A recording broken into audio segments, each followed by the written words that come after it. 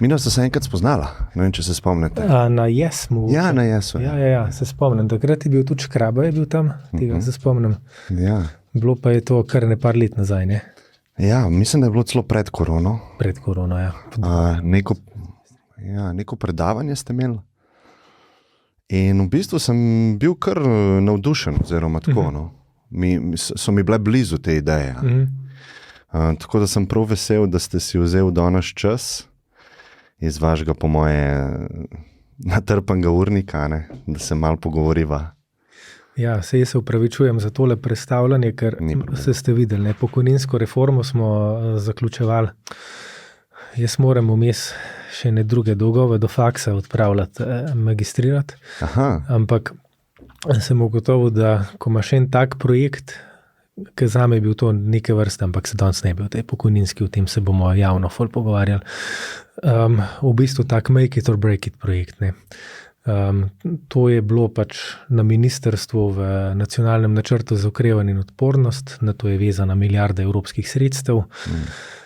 In za politika je to tako, ne. Če zvoziš, če prideš čez to minsko polje in dobiš konsens, pol je mandat narejen. Če se zapleteš, pa mislim, da bi tudi jaz se moral iz politike posloviti. Tako da me je preokupiral, da sem rekel, da dajmo s podcastom počakati na konc, ker nisem imel možganov, da bi o čemkoli drugem razmišljal kot o tem. Ja, pol pa še toliko bolj cenim, no, da ste si vzel cajt. Je ful zanimiva stvar se zdaj dogaja okoli tega projekta, ki ga tako kot hobi ustvarja, mislim, da je to zdaj 5. ali 6. leto. In sicer posameznike, ki jih gostim, dobimam pol različne feedbacke, ne. Včasih je to Woke podcast, kjer smo ekstremni levičari, včasih je to čisto desničarski ekstremni podcast, ne, in to mi je v bistvu všeč, ne, da me ne morajo ukalupati v nek kalupa, ne. Tako da sem se To je namen dobre debate, ne. Ja, tako da sem prav danes zjutraj sem razmišljal, koliko sem hvaležen, da taki posamezniki vidite vrednost v odprtem dialogu, pa da je spoštljiv, dobrega duha. Recimo celo svoje življenje se z gospodom Janšo nisem poistovetil, ampak sem toliko bil hvaležen, da sva imela nek odprt dialog, ker sva tudi nisva strinjala, ne. In jaz mislim, da se midva tudi ne bova strinjala, oziroma glih to bi rad raziskal, ne. Ker jaz sem zdaj v podjetniških krogih že nekaj časa in na LinkedInu opažam med slovenskimi podjetniki eno tako negodovanje ali pa niso toliko zadovoljni na trenutno vlado. Pa se mi zdi, da bi bilo dobro, da malo to raziščeva, vaše poglede, vašo filozofijo, kako bi svet mogel izgledati, pa kako je sploh prišlo do vaše te filozofije, pa kakšna je, lahko mogoče začneva s tem. Kakšna je filozofija stranke Levica, kako bi mogli urediti družbo, državo, svet. Tukaj lahko začneva. Ok. Zdaj že snimava, kar začneva? Ali... Ja, snimava že nekaj časa. Že nekaj časa, ok. Ok, velja. Ja, najprej jaz bi se tudi rad zahvalil za vabilo. V bistvu zelo cenim, no, da ste me povabili. A se tikava ali se vikava? Lahko se tikava, meni je ljubše. Podobno so stara, tako da mislim, da bo primerno. V redu. Hvala. Zelo cenim, ker jaz sem tudi v bistvu pristaš odprtega dialoga. In absolutno mi niso všeč ljudje, ki celo življenje vztrajajo v branju enega tipa avtorjev ali pa ene idejne šole ali pa ene filozofske šole. Jaz mislim, da je treba imeti širok razgled na svet, ker sem tako skozi primerjanje v bistvu tudi lahko ugotoviš, kje ti sam stojiš in kaj ti je v resnici všeč. Skratka, ne maram dogmatizma v nobenem pogledu. In mislim, da to je v nekem pogledu osnova pač demokratične drže. Da si se ne samo pripravljen pogovarjati, ampak predvsem zmožen slišati in razumeti, kaj nasprotnik sporoča in zakaj on tako misli. Tako da evo, zdaj filozofija stranke Levica. Jaz bi rekel, da se je skozi čas razvijala, ker vsaka politična stranka in vsaka politična ideja se mora upeti v svoj čas. Takrat, ko smo začeli, smo bili, saj jaz sem bil otrok krize, sem prišel z zvitim Dormeo jogijem v Ljubljano leta 2007 na faks študirati. Eno leto kasneje se zgodi ta svetovna finančna kriza, finančni trgi zgrmijo, vlada začne in Evropa razmišljati o varčevalnih ukrepih, brezposelnost se v par letih poveča, zdaj, ko sem jaz minister za delo, je približno 45,000, takrat je bila 135,000 in naenkrat se nam je kot generaciji zdelo, da smo postali generacija Evropa na prihodnosti. Za nas ne bo ne služb, ne stanovanj. In iz tega ven, iz tega naboja ali pa iz te jeze ven je vel naš antikapitalizem. Se pravi, pač ta svet je treba v temeljih spremeniti. Ta svet ne deluje in nam je ukradel prihodnost. Tako da to je bil začetek. Pol bi pa rekel, da tako skozi čas so pa svet pretresale nove in nove krize in zdaj, da ne obnavljam celega desetletja, bom preskočil na zadnjo. Jaz mislim, da smo trenutno znotraj ene zelo velike transformacije, mogoče največje, ki jo bo jaz ali pa ti v življenju doživela. In to je drugi Trumpov mandat. To, kar se je zgodilo januarja 2025 v Ameriki, je precedens zgodovinskih razsežnosti, ki bo po mojem imel posledice še celo stoletje. Namreč, kako jaz to berem, kaj se dogaja. Pred Prvo svetovno vojno so svet obvladovali imperiji. V prvi in v drugi svetovni vojni ti imperiji zgrmijo in se zbrišejo z obličja zemlje, saj evropski, ruski in kitajski paradoksno ostaneta. Po prvi svetovni vojni pa pride v Versailles, takrat na pogajanje o mirovni pogodbi, ameriški predsednik Woodrow Wilson, ki položi temelje ameriškega stoletja, ki se zdaj končuje, zato sem tja skočil. In kaj so bili ti temelji? Woodrow Wilson je prišel z 4 precej enostavnimi sporočili, pozdravljali pa so ga kot rešitelja človeštva. Rekel je, naše stoletje po prvi svetovni vojni mora osvoboditi vsakega človeka kjerkoli na svetu pomankanja, vsakega človeka moramo osvoboditi strahu, posod moramo zagotoviti svobodo izražanja in posod moramo zagotoviti svobodo veroizpovedi. To so bile nekako idejni temelji ameriškega stoletja, ki se je po mojem začelo v malem leta 2018, zares pa leta 1945. In zdaj s Trumpom, oziroma če še malo vmes skočva, ko smo mi spoznali to ameriško stoletje, mi dva, po mojem, sva oba otroka ameriškega stoletja. Rojena sva ob koncu socializma ali pa tam odraščala pač v tranziciji in takrat smo vsi gledali proti Ameriki kot proti zgledu. Se pravi, to ne bi bil družbeni model, po katerem se ravnamo. V tem smislu smo bili kako bi rekel, amerikofilični. V drugih pogledih, kar se ameriške zunanje politike tiče, ko je George Bush govoril o svobodi in demokraciji, ko so napadli Irak, smo pa videli en ogromen cinizem, skozi katerega so v bistvu odzvanjala ta izvorna Wilsonova sporočila, ki so postale samo še parole za ameriški ekspanzionizem. In do tega sem bil jaz in še zdaj sem kot levičar globoko kritičen. Zdaj, leta 2025 se ameriško stoletje končuje, ampak kaj točno se končuje? Amerika je to svoje demokratično poslanstvo in to se na levi dostikrat spregleda, v resnici v veliki meri uspela uspešno razširiti po svetu. Če smo na začetku 20. stoletja imeli demokracijo, da jih lahko na prste ene roke preštejemo ali pa na 2, smo imeli ob koncu stoletja demokracij več kot 100. Se pravi, demokracija in rule of law, vladavina prava, je šla široko po svetu. Zdaj, s Trumpom pa prihajamo v situacijo, kjer ti grdi odrazi ameriške zunanje politike ostajajo in se zaostrujejo, ker vse postaja neke vrste orožje. Vojna je včeraj, ko je bil Liberation Day, postala orožje. Trgovinska vojna oziroma trgovina je postala orožje.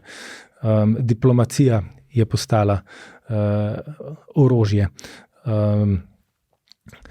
Zunanja politika kot taka pač se izvaja na način, najprej ti dam klofuto, ali pa najprej te udarim, potem se lahko pogovarjava.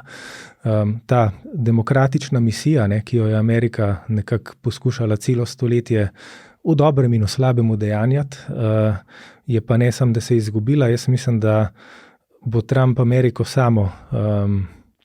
Ameriki sami demokracijo postavil na kocko, ker ta temelji od francoske revolucije naprej predvsem na temelju delitve oblasti, se pravi izvršna, sodna in zakonodajna oblast.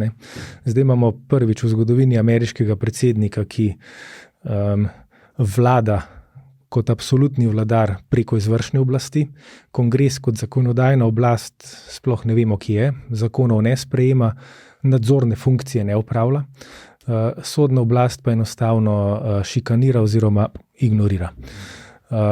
In če bo to uspelo in bo to postal zgled, bomo imeli hude težave, ker vsem govorimo o največji in še vedno najvplivnejši državi na svetu, po kateri pa vidimo se zdaj tudi po Evropi marsikdo politično ambiciozen ozira, z enakimi ambicijami pač podobno poteptati demokracijo in načela, na katerih smo zadnjih 250 let zgodovine gradili doma v Evropi. Tako da se vrnem k vašemu vprašanju, kaj je filozofija levice. Filozofija levice v tem trenutku je, da je ta demokratična načela treba absolutno braniti in da bi jih lahko branili. Tukaj bom zavzel malo konservativno stališče. Jaz mislim, da moramo pokazati, zdaj če govorim kot podpredsednik vlade, da smo zmožni držati in graditi in ohranjati nek razumen družbeni red, ki ga ljudje lahko sprejemajo. Ker ples med koalicijo pa opozicijo je celo zgodovino isti. Koalicija oziroma vlada mora pokazati, da zna vladati, da zna držati red, da kar reče, mora biti pripravljena tudi pokazati, da to zna narediti. Opozicija bo seveda govorila, da sejala kaos, povedala, da vse propada, da se nič ne naredi, da so vsi nesposobni in tako naprej. Skratka, to je ples med redom in kaosom. In jaz mislim, da v tem hipu in v tem zgodovinskem trenutku, ko imamo demokracijo in vse, v kar smo verjeli zadnjih 250 let na tnalu, mora biti temeljna misija levice, da svojim poslanstvom poskuša to ohranjati in graditi. Zdaj, dosti kritičen do Amerike, a ne? Pa ne samo v trenutnem času, tudi malo se dotaknil zgodovine, a ne? In oni so res taki bili promotorji kapitalizma, a ne? Rekel si tudi, da ti kapitalizem imaš mnenje, da ne služi oziroma ti ni služil, ko si študiral pa odraščal, a ne? Mogoče greva lahko v to smer, primer česa bi ti dal kot boljšo ureditev družbe, ali pa celo bi rekel tako, če greva čisto na ekonomsko smer, boljšo alokacijo resursov, kot je kapitalizem. Ali bi ga samo malo prilagodil, ali imaš ti v mislih čist nek drugačen sistem? Glejte, jaz sem kako bi rekel, politični realist. In zdaj, če pogledava, kakšne alternative po svetu imamo, bom dal Ameriko, Evropo in Kitajsko. V Ameriki imamo individualistični kapitalizem. Zdaj, vsak, ki je bil v Ameriki, recimo pač z evropskega stališča, tam doživi neke vrste kulturni šok. Eden od mojih znancev je pomenljivo napisal v knjigi, zakaj v Ameriki nimajo ministrstva za kulturo. Je zapisal, da da bi razumeli, kako drugačna kultura so Američani, bi oni morali govoriti korejsk. Tako da ta bližina, ki jo imamo do njih, izhaja predvsem iz tega, da govorimo pač njihov jezik, ne razumemo angleščino, ampak v resnico v temelju drugačna kultura. Ker tam pač je vsak človek v poziciji break it or make it.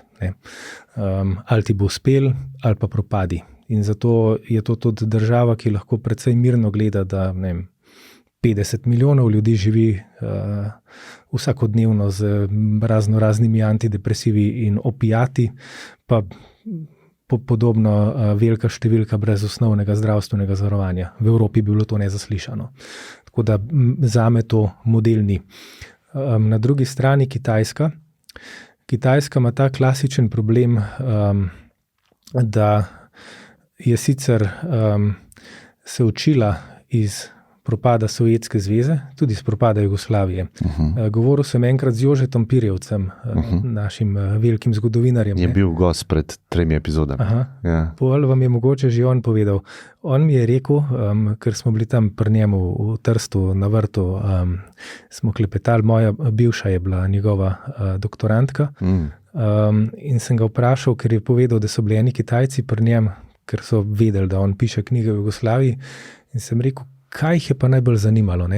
In je rekel, veste kaj, samo ena stvar. Zanimalo jih je, do katere mere se lahko država decentralizira, preden propade. Se pravi, koliko decentralizacije oblasti lahko partija dopusti, da stvar pač ne uide izpod kontrole. In iz tega oni v bistvu tam pač delajo celo politiko. Podobno so mi povedali levičari v Nemčiji, ki so, se pravi, stranka Die Linke, ima inštitut Rosa Luxemburg Stiftung, ki je imel nekoč, zdaj nima več izpostav v Pekingu. Tam so jih označili na neki točki za tuje agente in ta direktor njihovih mednarodnih izpostav mi je rekel, da so ga poklicali na razgovor, Kitajci, in se poskušali z njim pogoditi. Češ, gledajte, sej ni nujno, da vas na nek način ženemo, ne? Ampak moramo pa najti projekt, ki nam bo obojemu korist. In ko je pač vprašal, kaj pa mislite, da bi to bilo, zanima nas razpad vzhodne Nemčije. Ne? Kako vi gledate z vzhodno nemškega ali pa kot nemški levičari na razpad Sovjetske zveze in se pravi, tam želi partija v pač dobi interneta, v dobi, ko je lahko vsak medij, v dobi, ko imamo najširšo v zgodovini omogočeno s tehnologijo svobodo izražanja, držati kontrolo. In to je njihov primarni cilj. Tako da evo, iz tega gledišča mislim, da Kitajska ne more biti naš zgled. Pol imamo pa Evropo. Zdaj, sploh kot minister za delo sem spoznal veliko evropskih kolegov, bil po mojem že praktično po vseh evropskih državah in kar se mi zdi res temelj, na katerem je povojna Evropa postavljena, govorim po letu 1945, je socialni dialog. To pomeni, levičarske ali pa marksistične teorije so v 19. stoletju predstavile napredek v zgodovini kot razredni boj med delom in kapitalom. Ja. To so bile socialdemokratske stranke, ki so pol razpadle na 2 frakciji, socialdemokrati in komuniste. Komunisti so zagovarjali revolucionarno pot, socialdemokrati so zagovarjali socialni dialog. So rekli, ne revolucija, ne spopad med razredom, ampak za mizo je treba posesti predstavnike kapitala, se pravi delodajalce, predstavnike zaposlenih, se pravi sindikate in pa predstavnike države. In ti 3 interesi morajo biti v konstantnem dialogu, zato da mi lahko družbeni red držimo skupaj in iz tega družbenega reda, iz tega temelja bomo vzpostavljali socialno državo, dogovarjali se o obsegu socialnih pravic, dogovarjali se o pogojih dela, dogovarjali se o načinu poslovanja podjetij, da nam kapitalizem ne pobegne z ust. In jaz mislim, da to je, če me sprašujete, to je družbeni model, ki ga je tukaj treba ohranjati in razvijati. In če se zdaj vrnem na pokojninsko reformo, o kateri sva govorila, zlasti z vidika, da sem velik zagovornik kompromisa, dogovora in socialnega dialoga, sem rekel, za vsako ceno moramo pri pokojninski reformi priti do konsenza. To se mi zdi pot naprej za nas. To, kar si omenil, da različni deležniki v družbi se usedejo za mizo, pa se pogovarjajo, to je ful pomembno.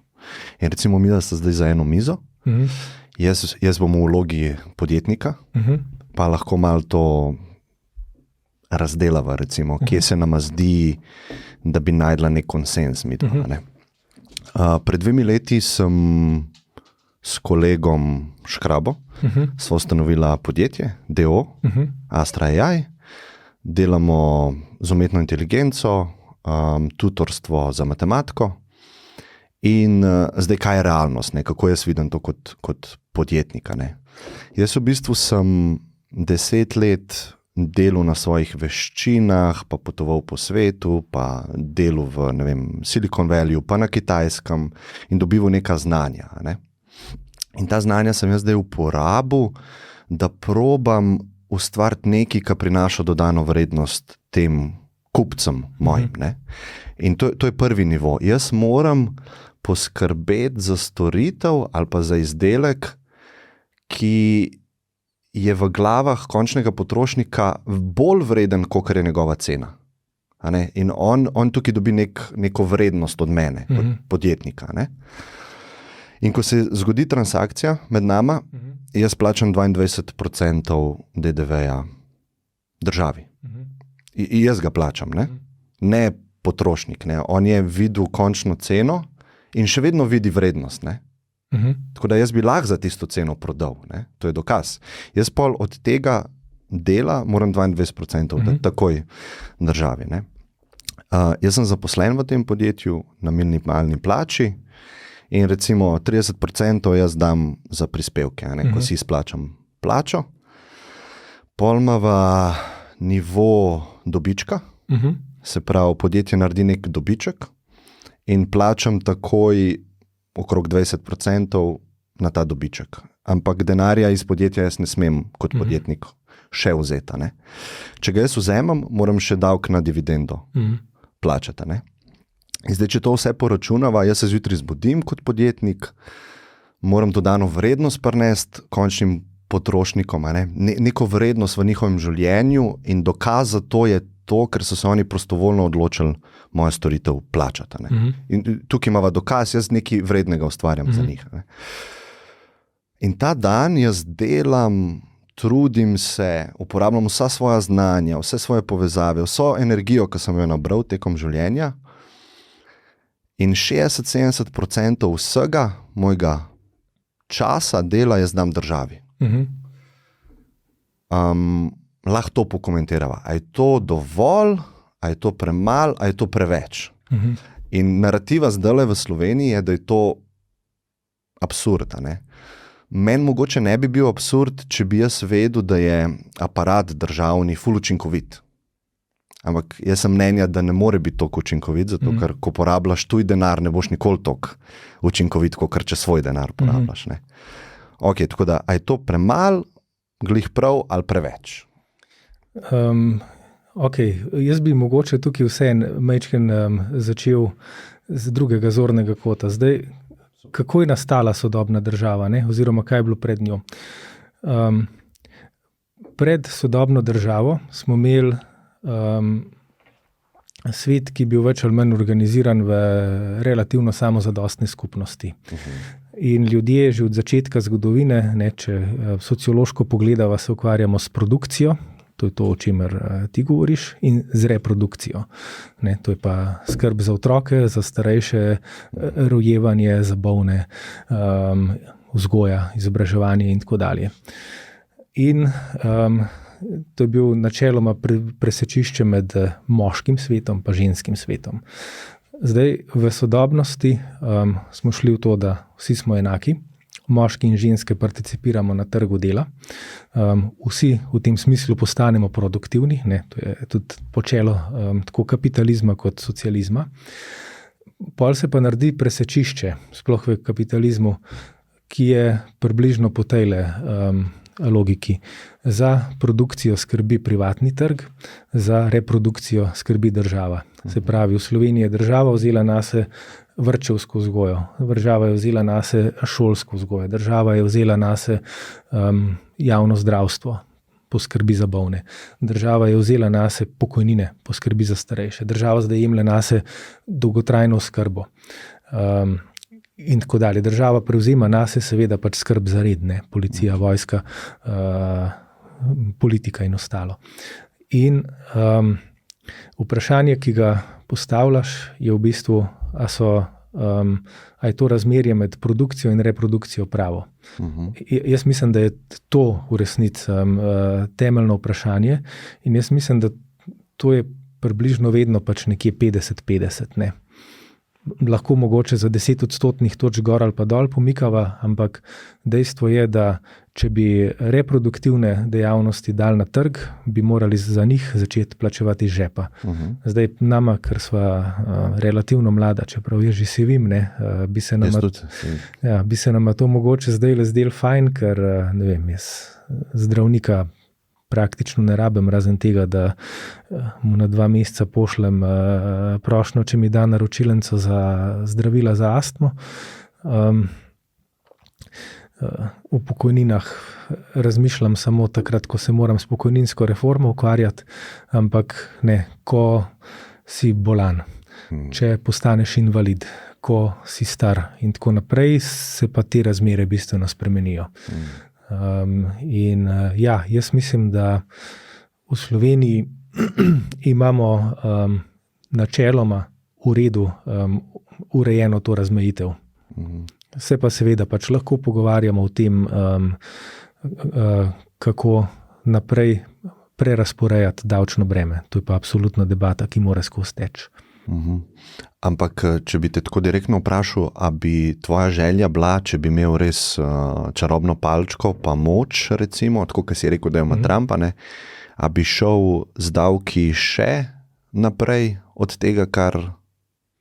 Ne, jaz v bistvu, zdaj, če se spet pogovarjava o mojem socializmu, ne, in kje ga vidim, kje vidim poleg tega, kar delamo, v te smislu socialne države, ki vidim potencial. Zdaj eno zelo inovativno storitev oziroma rešitev razvijamo že več let v naši stranki, zdaj tudi na ministrstvu.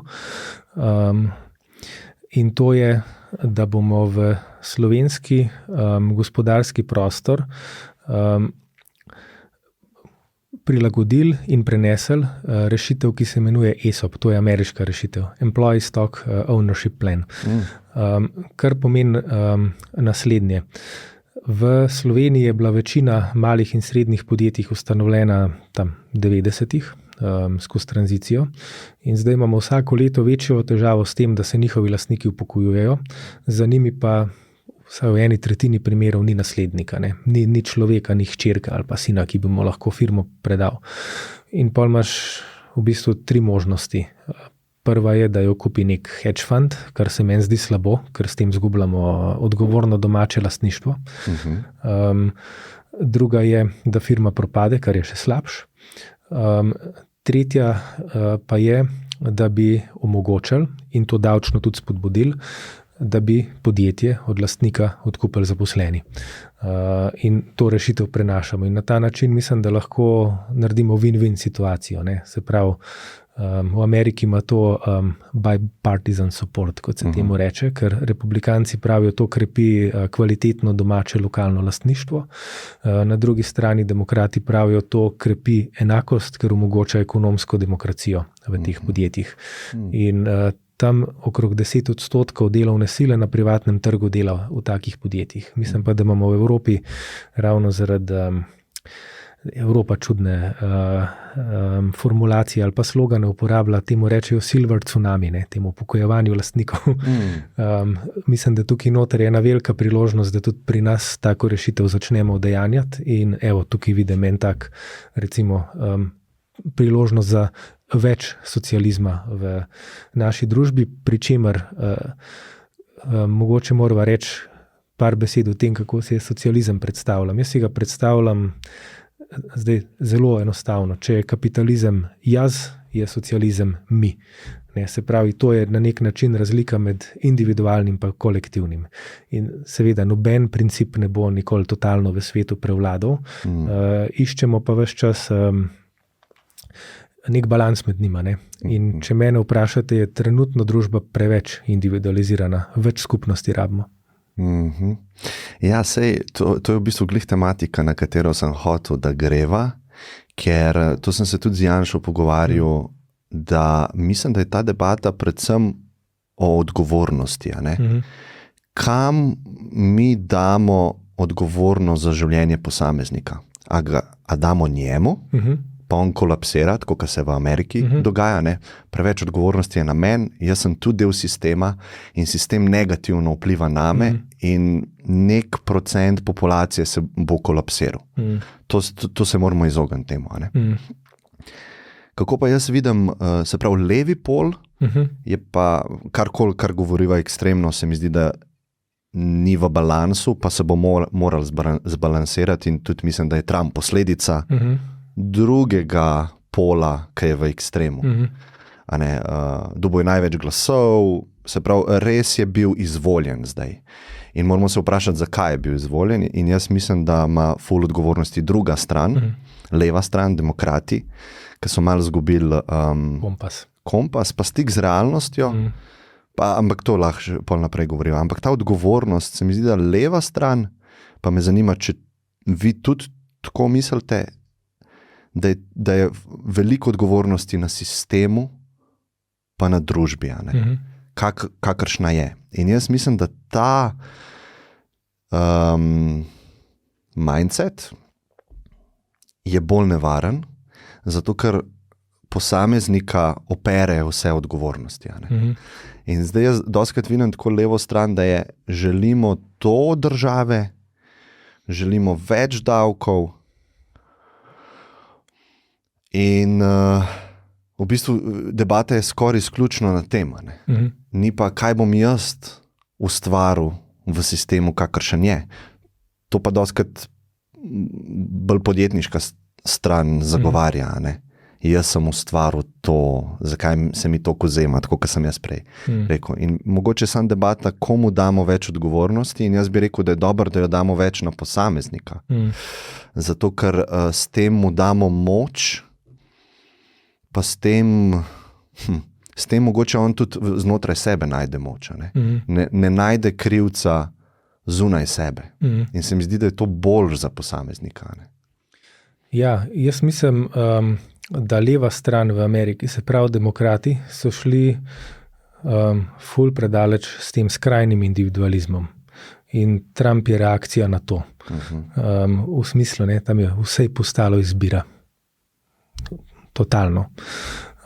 Misliš tako glede spola, recimo? Vse je postalo izbira. Kolektivnost pri njih se je čisto izgubila, ker recimo demokrati, če jih gledava 50 let nazaj, so bili stranka delavskega razreda. In so v tem smislu pač na temelju delavskega razreda gledali kolektivnost. Zdaj, moje vprašanje zanje je, kaj je vaša kolektivnost danes? To je prvo vprašanje. In drugo vprašanje je, kaj je vaša vizija? Pa preden prideva do vizije, mogoče, da se še malo tele odgovornosti dotakneva. Se strinjam. Mislim pa, da je to zelo težko posploševati, kje je odgovornost na posamezniku ali na državi, ker ljudje smo si toliko različni. Zdaj, kot delodajalec, verjetno tudi sam veš, jaz sem vodil zelo različne kolektive v življenju. In imaš ljudi, ki se mogoče zdijo najprej neodgovorni, potem pa ugotoviš, da jih je kolektiv okrog njih ali pa ti osebno na napačen način motiviral. In če jim daš drugo motivacijo, postanejo totalno odgovorni in prizadevni in pripadni kolektivu. Tako da mislim, da ta individualnost pa odgovornost je ful povezana s tem, kakšnemu kolektivu pripadaš in koliko smisla vidiš v svojem početju. Ja.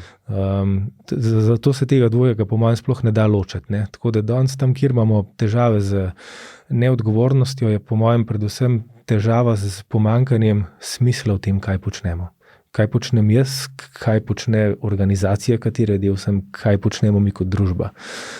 In tukaj prihajam zdaj na vizijo demokratov ali pa levega pola. Mislim, lahko tukaj se mogoče eno zastavco dava. Ne vidim smisla.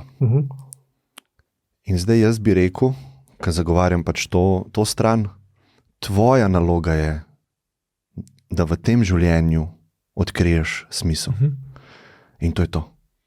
Okolje je, kakršno je, lahko narediš vse, kar je v tvoji moči, da se potrudiš, da bo drugačno okolje, boljše, bolj moralno za ostale. Ne? Ampak najprej pogledati realnost, kakšno je okolje in kako lahko jaz najdem svoje mesto tukaj. Ne? Se mi zdi, da je pa tukaj dostikrat ne vidim smisla, nisem zadovoljen, ni mi všeč kapitalistični sistem. Jaz sem umetnik, ne najdem svojega mesta pod soncem. Sistem moram spremeniti. Ne? In v bistvu to te stran od sebe daje. Ne? To v bistvu sploh ne vidiš svoje te naloge, ki jo imaš v življenju. A ni to ravno skrajni individualizem? Ne bom se jaz prilagodil svetu, svet se mora prilagoditi meni. To je skrajni, to je egoizem mogoče. Ja. Ampak bi se strinjal. Ja. No, sej o tem govorim. Ne? Jaz mislim, da zato rabimo več kolektivnosti. Mogoče, če greva mečken bolj na osebno raven. Jaz to zelo dobro razumem, ker na nek način sem živel 2 življenji. Zdaj sem star 37, 18 let in pol sem živel v Železnikih, se pravi v kraju v ožjem smislu s 3500 prebivalci. Drugo polovico enako dolgo, 18 let in pol, pa živim v Ljubljani. In razlika med tema 2 krajima je, da v Železnikih se ne moreš izbirati družbe. Družba je in ti boš del nje, če boš se pripravljen na nek način prilagoditi. Sploh, če nimaš interneta. Zdaj imajo internet, zdaj mogoče to malo drugače. Jaz sem živel še oziroma odraščal v časih brez interneta. Ne? Tako da meni je bilo naravno, da ljudje so zelo različni, ampak jaz se moram nekako z njimi ujeti znotraj pač tega najti samega sebe. Ne? Ko sem prišel v Ljubljano, sem ugotovil, da je tukaj princip čist drugačen. Ni mi všeč ta prijatelj, ga menjam. Ne? In v tem smislu se razvija pač ta skrajni individualizem, ki ga problematiziram in o katerem govoriva, ker jaz mislim, da je ful bolj zdrav princip, da poskusiš sebe razumeti kot del nekega kolektiva in v tem smislu moraš biti tudi pripravljen umakniti malo svoj ego. Ne? Ja. Zato, da bo, ker na drugačen način zelo težko soobstajaš v katerikoli družbi. Se strinjam. Lahko tudi govorijo o solidarnosti, ker to je nek tak termin, ki me zanima, kako ga ti vidiš. Pa kakšna se ti zdi razlika med prostovoljno solidarnostjo pa prisiljeno solidarnostjo, ker če gledamo najbolj ekstremne sisteme 20. stoletja, recimo komunizem, moramo biti solidarni, vsi moramo biti na isti poziciji, razredov ni, ampak prisiljeno bomo to delali. In jaz sem zdaj prisiljen te davke plačevati. In v bistvu težje ustvarjam dodano vrednost na trgu, na globalnem trgu, kot bi jo brez tega, brez teh omejitev.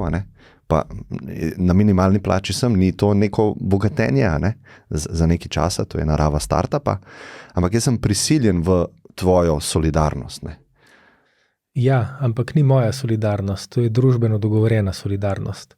Ampak filozofija je tvoja, da te davki, ki jih jaz plačujem, so potrebni, da ostale aspekte družbe, da ne kolapsirajo, recimo. Ne? Tako, ja. to je moja filozofija, je pa tudi tako, ne. Zdaj, določena stališča, ki so skregana z ekonomsko realnostjo, se srečajo z ekonomsko realnostjo. Ne? Stališča, ki so skregana s politično realnostjo, se srečajo s politično realnostjo. In politična realnost v Sloveniji je, da imamo 600 000 upokojencev, ki so odvisni od pretočnega pokojninskega sistema, v katerega je treba prispevke vplačevati. Politična realnost je, da imamo javno zdravstvo, da praktično soglasno leva in desna slovenska javnost pristajata in pravita, moramo imeti in ohranjati javno zdravstvo, ki ga skupnimi prispevki plačujemo, in ne moramo iti proti tem ljudem. Mislim, ni politika, ni politične stranke, ki bi lahko proti temu soglasju javnosti šel. Zato pravim, da to ni zdaj samo moja solidarnost, ampak je družbeno dogovorjena solidarnost. Okrog nje je organizirana naša družba, okrog nje so pisani zakoni, okrog nje je postavljena ustava, okrog nje so vzpostavljene percepcije tega, kaj je prav in kaj je narobe. Ja, mislim, se v ustavi to drži, ampak glede davkov pa višine davkov, tega ni nekako v ustavi. Pa še enkrat bi jaz poudaril, jaz se po moje strinjam z vsem, pa rad bi bil solidaren, ampak nekako boli me ali pa vem, da ta sistem, v katerega se vplačujejo, taki zneski, ni učinkovita. Ne vem, koliko spremljaš zdaj ta iniciativo iz Amerike, ki jo Elon Musk vodi, dolža. Spremljam. Jaz tudi. In v bistvu ene stvari, ki zdaj lahko tudi govorijo, ali so resnične ali niso, ampak neke najdbe, ki so jih oni najdeli, so grozljive. Zanče glih eden izmed teh njegovih, kako bi rekel, teh programerjev, ki so se javili, da bojo to delali oziroma bili v tej inicijativi, in glih razlagal o primeru, ko je ameriška vlada plačala, mislim, da 3 milijarde za neko anketo o parkih, o javnih parkih, in ko so gledali, kaj so dejansko naredila, je bila to neka forma, kot midva bi zdaj lahko na Google Docu naredila neko formo, z 20 000 temi, kako bi rekel, 20 000 je bilo se pravi, izpolnitev te forme, in stala je 3 milijarde. In jaz mislim, da vsak sistem, ki ga nenadzorovano pustiš dlje časa, bo imel tendenco, da raste. To je že v naravi nekako tako pravilo. Vsak organizem želi rasteti. In jaz mislim, da država kot aparat toliko časa raste, zadolžuje se, printamo nov denar, inflacija spušča vrednost obstoječega denarja, s tem sebe financira. Jaz mislim, da so tukaj take neučinkovitosti, ki se mi niti ne moramo predstavljati. In če bi midva uredila neučinkovitosti, jaz mislim, da bi lahko znižala davke, pa pokojnine zvišala. To je moj nekak občutek. Tako, ja. Jaz mislim, da to drži v zelo omejenem smislu, pa če mogoče greva na Elona Muska. Zdaj,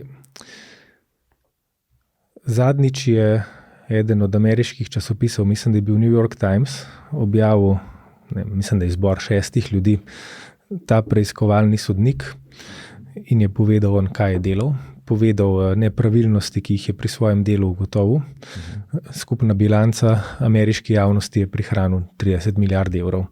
Potem, oni, uslužbenec, inšpektor za to in to, zaznal te nepravilnosti, prihranil ameriški javnosti 5 milijard evrov.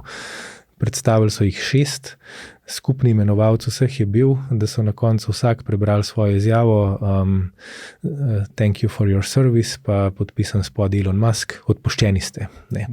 Tako da Elon Musk bo na tej svoji križarski vojni naredil predvsem veliko škode. Tako da moja,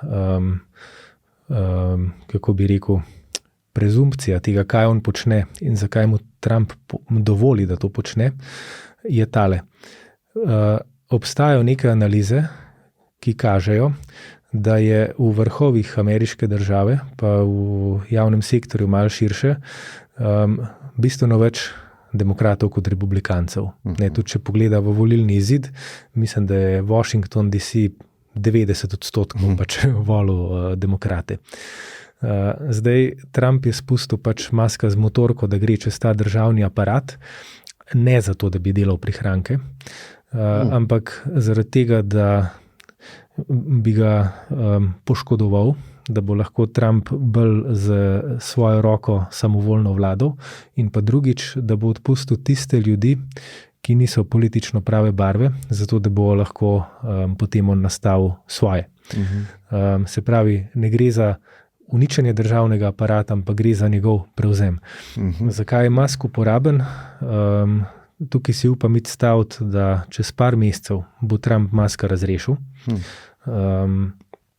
In ko ga bo razrešil, bo na njem toliko javne jeze, da bo Trump v nadaljevanju svojega mandata vse, kar je slabo in kar je šlo narobe in tako naprej, obesil Musku za vrat.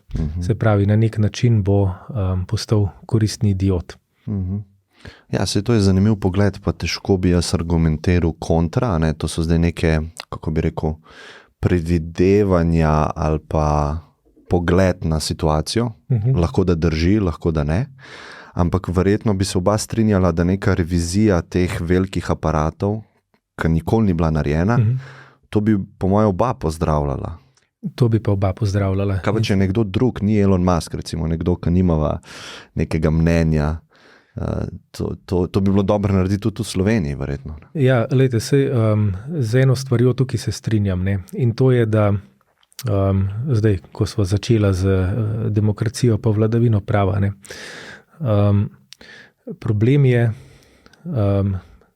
Problem je dejansko pač z učinkovitostjo. Mislim, da je Ezra Klein v ZDA lepo pokazal primer hitre železnice v Kaliforniji. Mislim, da je internetu govoril. Ja. To je šlo viralno. Ja, to je šlo ful viralno. Ja. To je na internetu govoril. Ja. Kjer je zgodba na kratko ta. Leta 2000 so demokrati sprejeli načrt, leta 2008 je Obama dal financiranje, leta 2020 ne bi začela železnica med Los Angelesom in San Franciscom delovati.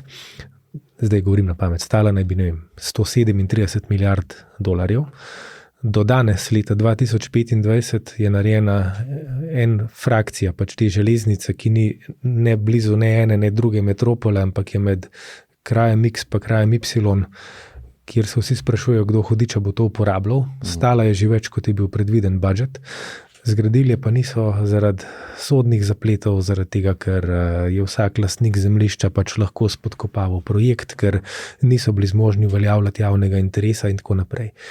In tako kot v Ameriki, je tudi pri nas največji argument ali pa očitek desne opozicije neučinkovitost ali pa če prevedemo v Janševe besede, nesposobnost, ki se dogaja zaradi tega. In tukaj mislim, da imamo pri nas tudi veliko težavo in tle bo treba narediti prevetritev. Se pravi, da bomo lahko hitrejši tam, kjer je javni interes, umeščali stvari v prostor, gradili in da bodo tudi vidni učinki. Ne, da vse traja 3 mandate, da se karkoli premakne. Ne. Se pravi, znižati birokracijo, v bistvu je na kratko. Narediti jo bolj učinkovito. Predvsem pa, ne vem, kar nekaj županov poznam, ne, oni pravijo, dostikrat po eno leto ne dobiš odgovora za en projekt. Ne. Tudi če je na koncu pritrdilen, ampak to, da eno leto čaka že sam odgovor, to je nezaslišano. Tako da tukaj noter je veliko prostora za izboljšave in to tudi mislim, da bo ena od ključnih stvari, ki se jih moramo v prihodnosti lotiti. Ja, to se po moje čisto strinjava, pa me zanima, kaj misliš o tem, da se taka stvar na prostem trgu ne more zgoditi, zato ker če jaz, ki imam podjetje, se tako obnašam, a ne? Lahko je, da sem nesposoben, to je ena opcija, lahko je, da mi je vsem, nimam v bistvu, ne vidim smisla, nimam motivacije. Ne? In če se to zgodi na trgu, jaz ne bom preživel, ne? Ker ne bom učinkovit. Ja. Se pravi, trg terine pa zahteva učinkovitost. Medtem, ko v javnem sektorju ni te sile. In obstajajo lahko sistemi, ki so totalno neučinkoviti. In to raztegneva na 100 let, pa na 50 let, sigurno se je tam nabral gmota neučinkovitosti. Jaz mislim, da v javnem sektorju, oziroma tako, saj pri ljudeh, ki smo izvoljeni, absolutno ta push obstaja in ta push so volitve. Ker sploh, ko si v izvršni veji oblasti, če ne pokažeš, da si učinkovit in da si zmožen stvari, ki jih rečeš tudi narediti, dobiš nezaupnico. Izpadeš iz igre. Ne? Tako da ta pritisk in ta potisk obstaja. Bomo pa morali z politične ravni, kot sva ugotovila, narediti odločne korake za to, da se pospešijo stvari na birokratski ravni. Sicer pa mogoče, če še malo polemiziram s tem, jaz mislim, da v bistvu prosti trg in birokracija sta mal dve strani istega kovanca. Ker birokracija je, kaj točno? Birokracija je nezaupanje, se pravi regulacija, ker če bi pustili prosti trg sam po sebi, to pomeni, da nimamo regulativ, kako je treba ravnati z okoljem, kako je treba ravnati z delavci, kako je treba ravnati z varnostjo in zdravjem, nimamo regulativ, kako je treba voziti po cestah, ker imamo to temeljno nezaupanje, da niso vsi dovolj samoodgovorni, da se bodo pač nekih družbenih pravil sami po sebi držali, postavljamo pravila. In birokracija in regulacija so v bistvu ta pravila, ki izhajajo iz nezaupanja in iz tega, da pojavi se takšna in drugačna zloraba, mediji izpostavijo, politika, kaj boste naredili, ponavadi je pač najlažje obljubiti bomo prenovili zakonodajo, kar pomeni, dodali bomo nov predpis. Preprečili bomo to v prihodnosti. Ja, in to se vrti. Tukaj mislim, da se bo treba pogovoriti tudi o tem, kje naj te predpisi obstajajo. Ker v Sloveniji, smo majhna država, ampak vidim veliko tendenco k temu, da vsaka stvar bi kar morala biti zapisana v zakonu. Jaz mislim, da bi lahko imeli ožje zakone, če bi imeli spodaj postavljene institucije, kjer bi lahko bolj dogovorno pač oblikovali odločitve. To je neka zbornica, ali kako? Recimo na našem resorju je to socialni dialog. Če dam ta primer, naš zakon o delovnih razmerjih je debel, nemški je tanek. Pod tem zakonom je socialni dialog, kjer zaposleni in delodajalci urejajo svoje stvari preko kolektivnih pogodb. Pri nas je ta prostor za kolektivno dogovarjanje in te pogodbe majhen, v Nemčiji je zelo velik, ali pa v Skandinaviji pa sploh ne. V Skandinaviji je to temelj v bistvu, pač dogovora na trgu dela. Če se pogovarjamo o umeščanju v prostor, je stvar, ki že dolgo visi v zraku, regionalizacija. Se pravi, pod državno ravnjo bi morale biti regije in znotraj regij bi moral biti ta prostor za dogovarjanje, kaj ja in kaj ne. Ni treba, da vse piše v zakonu, ni treba, da vsem odloča ministrstvo za naravne vire in prostor, ni treba, da za vse gremo odteč 5 krogov čez sodišče. Tako da, če bomo zgradili institucije, ki ne bodo država, ampak nižje od nje, bodo pa vsebovale to kolektivnost in zmožnost dogovarjanja, mislim, da lahko veliko problemov bistveno bolj elegantno rešimo, kot jih rešujemo danes. Ja, se strinjam. Sej ta namen birokracije se ful strinjam s tem, kar si rekel. Moramo v bistvu držati trg pod nekim nadzorom, da ne dela nekih negativnih eksternali. Ampak se mi zdi, da v praksi dostikrat birokracija nima tega namena, ampak ima namen sebe poglabljati pa rastati, tako kot sem prej rekel. Ker ni v bistvu motivacije, če bi neka gospa ali pa gospod v javni upravi rekla, lejte, jaz cel dan nimam dela, ali pa to, kar delam, se mi ne zdi smiselno, ta posameznik nima motivacije tega izpostaviti. Ta posameznik ima motivacijo reči, da je to nujno potrebno. In ta sredstva so nujno potrebna in dobro zapravljena, čeprav temu ni tako, ne. In v bistvu, če bi se to na prostem trgu zgodilo v firmi, pade na lastnika ta odgovornost, če to ni prepoznal, ne bo preživel na trgu, a ne. Če se to zgodi v državnem aparatu, kdo je zdaj odgovoren, a ne? Se mi zdi, ta odgovornost je preveč razpršena in noben ne operira s svojimi sredstvi. In to je ključen problem, da tukaj ne bo nikoli mogla biti enaka stopnja odgovornosti. Jaz poznam to teorijo, da birokratska država raste sama po sebi, ampak mislim, da poganjajo to, kar sva prej govorila. Se pravi, ta preplet senzacionalističnega medijskega poročanja, nek problem se pojavi in kaj je zdaj treba, nujno je treba pač zaostriti predpise. To nisem pri nas, to je po celem zahodnem svetu je to. In politika se na to odziva, ne? Ker če se na to ne odziva, potem zgodila se je grozna stvar, minister pa ni nič naredil. In to je glavni push, ne. Zdaj, kaj minister takrat naredi?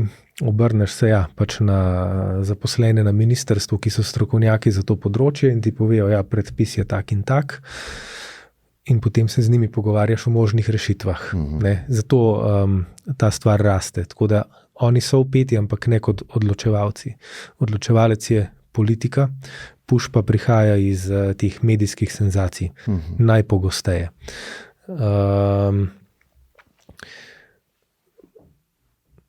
Tako da saj mislim, da smo vse povedala. To, kar si rekel, Trump je bil izvoljen in to se ti zdi velika v bistvu nevarnost pa tveganje za družbo, sploh ker vodi najmočnejšo državo na svetu, a ne? Zaenkrat še. Kaj pa je po tvojem mnenju bil razlog za tako zmago? Pa tudi, če greva v Evropo, zakaj se ti zdi, da ta ekstremna desnica pridobiva na moči? Če vidiš ti tudi tako, nočem polagati besede v tvoje usta. Zdaj pri Trumpu, jaz mislim, da je bil on kandidat, tako v politiki v grobem pač obstajata dve čustvi, upanje in jeza. In jaz mislim, da demokrati niso znali ponuditi upanja, to je povezano z vizijo, o kateri smo prej govorila, Trump je pa uspel mobilizirati jezo, to mislim, da je bilo glavno. Druga stvar, ki jo mu absolutno ne gre odrekati in je svetovni prvak v tem, je spektakel. Ne, Amerika je že, odkar se je televizija pojavila, pač dežela spektakla. Šova. In če je kdo izmojstril in pripeljal ta spektakel do vrhunca, je to definitivno Trump. Tako da mislim, da se zdaj ta spektakel obrača proti Ameriki sami, ne. Bo žre njeno tkivo, to demokracijo in svobodo in stvari, na katere so se sklicevali. V Evropi mislim, da skrajna desnica dobiva pospešek, predvsem iz dveh razlogov. Prvi je ta neučinkovitost, s tem imamo težave v Evropi. Institucije, ali kako misliš? Institucije, ja. Ponavadi se to obrača predvsem proti evropski birokraciji. Tukaj bom malo poskušal Evropo vzeti v bran in pokazati, v čem je dejanski problem. Zdaj, ko smo se pogovarjali o zelenem prehodu, je zelo pogost ta meme, ne? Obljubljali so zeleni prehod, dobili smo pa te flaše, z katerih se zamaška ne da odtrgati. Se pravi, taka ideja je postala pač tak fižolček, pa še ta je neuporaben. Pa noben mu ni všeč. Pa noben mu ni všeč. Zdaj, zakaj to nastane? Ne? Ponavadi se javno percipira, da je to si izmislil nek evropski birokrat. Zdaj, kot minister sodelujem v svetu Evropske unije. Evropska unija v bistvu šofirajo tri glavne inštitucije. Komisija, Evropski svet, oziroma svet EU, Evropski svet je nekaj drugega, je treba ločevati, pa parlament. In igra med njimi je tale. komisija poda predlog, ki je velik, lahko je tudi vizionarski celo. Potem se v svetu Evropske unije, ki je medvladni organ, se pravi, tam nas sedi 27 ministrov in ministric, v njem pogovarjamo. Diplomati oziroma veleposlaniki pri Evropski uniji se v njem pogajajo skupaj s strokovnimi službami in vsaka država gotovi, nam ni všeč to, mi bi predlagali to, mi se ne strinjamo s tem, mi damo veto, če bo to noter. In tam se ta ideja začne močno zmanjševati. Pol gre še v parlament in tam je podobna debata in potem je treba narediti trialog med temi tremi institucijami. In na koncu ostanemo pri najmanjšem skupnem imenovalcu in to je ponavadi pač neka stvar, ki je majhna in toliko neškodljiva, da vsi rečejo, naj pa to ostane, zato da ne bomo rekli, da smo čist povozili zdaj to inicijativo. Zaradi tega, se pravi zaradi tipa odločanja v EU, prihaja do tega, čemur pač rečemo birokratizacija ali pa kar evropska desnica pojmuje kot neučinkovitost Evropske unije in zato v bistvu promovira euroskepticizem. Jaz sem tukaj na drugi strani. Jaz mislim, da odgovor ni manj Evrope, ampak je več Evrope. Ker če gremo v manj Evrope, bomo zelo hitro v velikih škripcih, ker ostro tekmovanje nacionalnih držav ali pa celo propad Evropske unije bi bila popolna katastrofa za ta kontinent. In mislim, da temu se treba za vsako ceno izogniti. Moramo pa, da se izognemo narediti Evropsko unijo bolj učinkovito, kar pomeni, da je treba predvsem ta medvladni del premisliti in mogoče dati več pristojnosti parlamentu in komisiji kot temu licitiranju med 27-terico, ker tukaj noter je diplomacija in pogajanja so neverjetno naporna. In težko je kakšen velik premik narediti. Zdaj eden od očetov Evropske unije, Schuman, je imel teorijo, ki mislim, da še danes drži, da se bo, ker se niso mogli na začetku zmeniti, da njegova ideja je bila v bistvu, oziroma ideje so bile, da naj bo Evropa federalna, da naj se zelo hitro ustanovi federacija, ker bo ta tudi učinkovita. On je stal na nasprotnem stališču in je rekel, ne, Evropo je treba graditi počasi in organsko. In ko so ga kritiki sprašvali, ampak kako bo pa ta proces šel, se Francozi, Nemci in Italijani ne morejo nobeni stvari zares strinjati, je rekel, veste kaj, Evropa se bo gradila v krizah, ker vsakič, ko bo kriza, se bodo evropski voditelji usedeli in jaz verjamem, da bodo vsi imeli dovolj zgodovinskega spomina zaradi dveh katastrofalnih vojn v Evropi in dovolj pameti, da bodo s krizo in zaradi krize pripravljeni narediti korak naprej. In mislim, da se je ta njegova teorija do zdaj vsakič potrdila, zato se je konec koncev pač rešil evro med finančno krizo, zato je konec koncev med COVID-om pač nastalo ta nacionalni načrt za okrevanje in odpornost, zato se danes pogovarjamo o prenovi fiskalnih pravil in mislim, da bo Evropa znotraj nove krize, katere je pač našla rešitve. S tem bo tudi evropska desnica zgubila malo vetra iz jader. Tako da evo tukaj. To se ti zdi glavni razlog za rast desničarskih idej, ekstremnih? To se mi zdi en razlog, ki sem rekel dva, drugi je pa kulturni.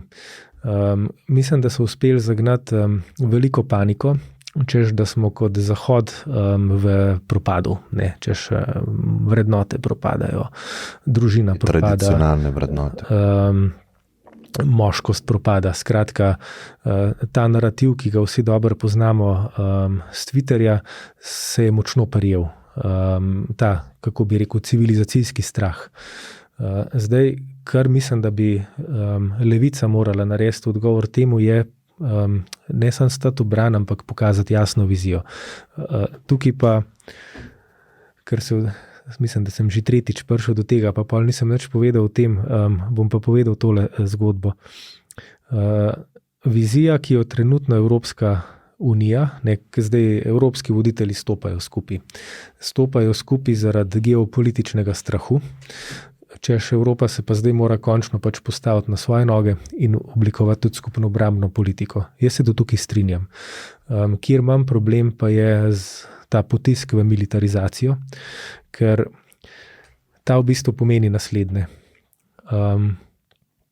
Največji ekonomist 20. stoletja, ki na nek način tudi položil temelje ekonomije 20. stoletja, je John Maynard Keynes.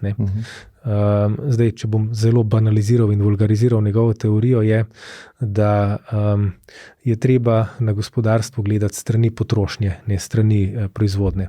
In ko je kriza, mora država več trošiti, zato da se požene potrošnja. Keynesianizem, pred tem je celo sam svaril, ima ko bi rekel, temno plat, to je vojni keynesianizem. Se pravi, takrat, ko država se znajde v krizi, ali pa zdaj Evropska unija se znajde v krizi, nekonkurenčnosti, tokrat rečemo, in ne ve, kaj narediti, je zelo enostavna rešitev, preusmerimo javna sredstva v proizvodno orožja. In to zdaj delajo zato, da bo, mislim, da ne toliko zaradi strahu, kar bi nas Rusija napadla, ampak predvsem zaradi tega, ker zaradi te strateškega cilja skupne obrambne politike, B pa zato, da vzpostavi evropski industrijski kompleks, ki bo rešil evropsko industrijo. Vojaški kompleks. Vojaško-industrijski kompleks, kot ga pozna ZDA. Tukaj imam pa jaz velik problem. Mislim, da je treba od vojnega keynesianizma skočiti mogoče kakšnemu neokeynezijancu, recimo Mariana Mazzucato, italijanska ekonomistka, je dober primer. Ona govori, njena slavna knjiga je Mission Economy. Se pravi, ona pravi, država ali pa organizacija mora imeti vizijo. Mora imeti veliko misijo, za katero se lahko vsi postavimo. In v to misijo mobilizirati sredstva. Ne? Jaz mislim, da to ni vojaška industrija v Evropi, ampak nekaj drugega. Pa bom dal primer najprej, ki ga ona navaja. Ona reče, na ta način je recimo Amerika v 60-ih poslala človeka na Luno. In pol da naslednjo anekdoto. Ne? Takrat je Amerika v to misijo poslati človeka na Luno sredstev in političnega efforta investirala, da ko je prišel Kennedy, ko je bil predsednik v nek vesoljski center ali nek center vladni in je tam srečal hišnika in ga je kot pač prijazen človek pozdravil in rekel, dober dan, gospod hišnik, ne, s čim se pa vi ukvarjate, ko je tam pometal tla. In rekel, gospod predsednik, pa dobro veste, s čim se ukvarjam, pomagam poslati človeka na Luno. Ne. To je bila misija. Smisel je videl svojega dela. Smisel je videl v tem, ja. Tako da zdaj je zeleni prehod na slabem glasu, ampak jaz mislim, da bi zeleni prehod absolutno lahko bil taka misija za Evropo. To je zelo nepopularno, kar bom zdaj rekel, ampak spet, Evropa se ga je po mojem lotila na napačen način. Ne? Več ali manj je izvenil v prepovedi in regulacije. To je zopet nekaj, proti čemu je Keynes svaril. Je rekel, ko je šel brat zgodovino za 5000 let nazaj, nobena družba nikoli v zgodovini se ni sprijaznila s tem, da bi imeli jutri manj, kot imamo danes. Enkrat eno. Ne? In je rekel, tako ali drugače smo obsojeni na rast, zdaj vprašanje pa je, kam bomo to rast obračali in kako jo bomo vsebinsko napolnili. In to pa Mazzucato tudi sama predlaga, če si za cilj zadamo zeleni prehod, lahko to pomeni velika evropske investicije v zeleno energijo, velike investicije v transport, se pravi, zakaj Evropa nima enotnega železniškega omrežja, če smo že pri tem, velike investicije v zelene tehnologije in tukaj noter mislim, da je veliko več potencijala, kot to, da zdaj vsa javna sredstva obračamo v to, da bomo Volkswagenu, ki ga skrbi, da bo ostal brez kupcev za ne preveč prodajljive električne avtomobile, začeli proizvajati tanke. Se pravi, se ti zdi, če bi imela Evropa vizijo, ki temelji na Veš, kaj nimamo več čaja. V redu. A ja, tudi vode nimaš. Narediva pauzo? Ni treba. Ne, ni treba. Boš povedal, če bo že en, pa uredimo. Ja. Vizija Evrope, zeleni prehod. Okay. Zdajle se nahajamo, po moje, na neki taki začetni točki nove revolucije. Imeli smo jih par v zgodovini, ne? Tiskarski stroj, parni stroj, dostopna elektrika, internet, informacijska doba, ne? Zdaj gremo pa dobo umetne inteligence oziroma dobo inteligence. Ne? Se pravi, Amerika, Kitajska so naši tekmeci na globalnem trgu. In zdaj mi imamo več birokracije, bolj kompleksno okolje za delanje inovacij pa podjetništva. To se lahko strinjava ali pa ne. Lahko tudi me zanima, kako tukaj vidiš. Pa zeleni prehod je nekaj, kar te dodatno omejuje. Ne? Se pravi, če moraš skrbeti za okolje, medtem ko delaš nekaj, ne, bo tisti, ki ne skrbi za okolje, ne, recimo Kitajska, v prednosti na trgu. Ne. Kako vidiš, da bo ta vizija zdržala na dolgi rok? Ne? Kaj bomo v Evropi lahko dejansko delali pa ponujali svetu? Ne? Zdaj mogoče najprej to, da imamo v Evropi več birokracije. Jaz mislim, da Evropa ima v temelju problem z političnim odločanjem. To je naš temeljni problem. Se pravi, problem je leadership. Problem je, kako se v Evropi odloča, kako počasi se sprejemajo odločitve in koliko... Nisem nič pil, lej. Hvala. In koliko usklajevanja pač med državami, to, o čemer smo prej govorili. To mislim, da je temelj problema, ki ga bomo morali znati rešiti. Ja. In zdaj je ta trenutek, da ga rešimo. Drugo, zdaj, če malo provociram, ne, jaz sem rekel, da tekmujemo v zelenih tehnologijah namesto v orožju. Čem bomo pa tekmovali, če bomo se spustili v orožarsko tekmo? Ta del mene veliko bolj skrbi kot to, da tekmujemo v zelenih tehnologijah, ker tukaj vidim veliko prostora za prihodnost, pa za miroljuben razvoj človeštva. Orožje je pa zelo dvorezen meč. Ne? Vsi mu rečemo obramba. In obramba od izuma atomske bombe naprej temelji na principu deterrence, ne? Se pravi odvračanja, kar zelo po domač povedan pomeni, če imaš tako grožnjo, te ne bo nihče upal napast. Ampak velja pa tudi nekaj drugega. Ne? Prej začela sva debato z tem, kako se je Wilsonovo sporočilo v Ameriki sprevrglo v neke vrste pač novi imperializem.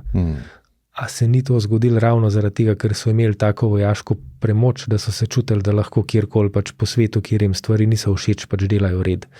In če bomo zdaj naenkrat imeli 3 take sile, a ne pomeni to konstantne vojne na periferiji, ali pa mogoče celo spopada med silami, če se zapletemo. Ker svet se vrača. Enkrat je bil, tik pred smrtjo je bil v Ljubljani bosanski pisatelj Dževad Karahasan, zelo inteligenten človek, ki je tako po en strani zahodni razsvetljenec, po drugi strani je bil pa ful študiran v islamski miselnosti. In kar sem si najbolj zapomnil od njegovega predavanja je, da je rekel, da na Zahodu mislimo, da zgodovina teče progresivno, ne? Se pravi pač v premici navzgor. Svakoga dana v svakom pogledu sve više napredujemo. To je pač naša kolektivna religija. Neke tradicionalne skupnosti so mislili, da je zgodovina ciklična, tako kot letni časi se pač ponavlja. Nije pa rekel, islamisti oziroma islamski misleci pa že dolgo delajo na teoriji, da gre v spirali. Se pravi, se premika navzgor, ampak se isti vzorci ponavljajo, ampak se srečujejo na različnih točkah, kar se mi zdi mogoče najboljša metafora za zgodovino. Ja, res je. In uporabljam jo pa zato, prej sem rekel, začetek ameriškega stoletja 1918, konc ameriškega stoletja 2025.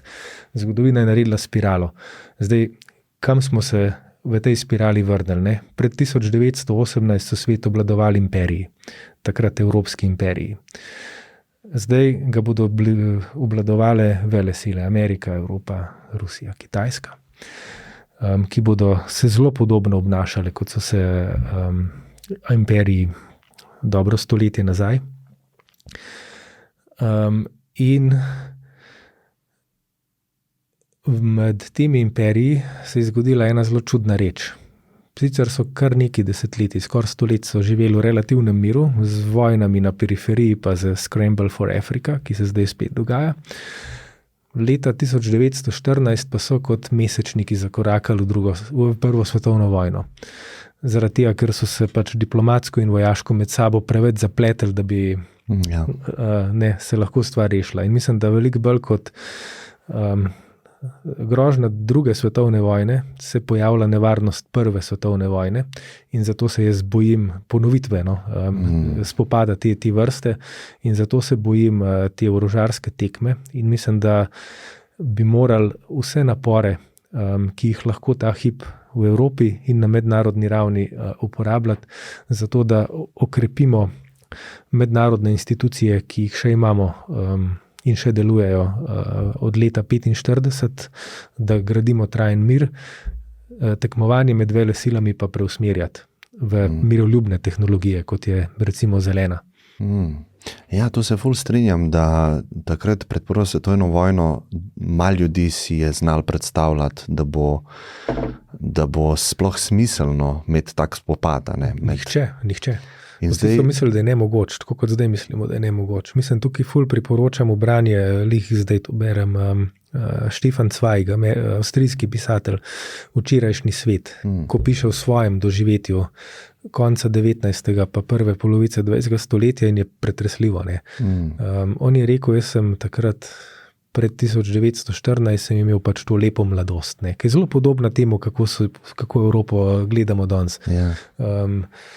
Živel je na Dunaju, imel je pol leta v Parizu, potem je študiral v Berlinu, potem je spoznal London, prijatelje povsod, družil se pač z intelektualci, umetniki, kot pisatelj je uprizarjal tudi razne gledališke predstave po Evropi in ko je bil enega lepega poletja, rekel, to je bilo najlepše poletje, kar se ga spomnim, 1914 na poletnih počitnicah v Belgiji, smo naenkrat tujci iz cele Evrope tam dobivali časopise, kjer je tako v Bosni atentat na prestolonaslednika.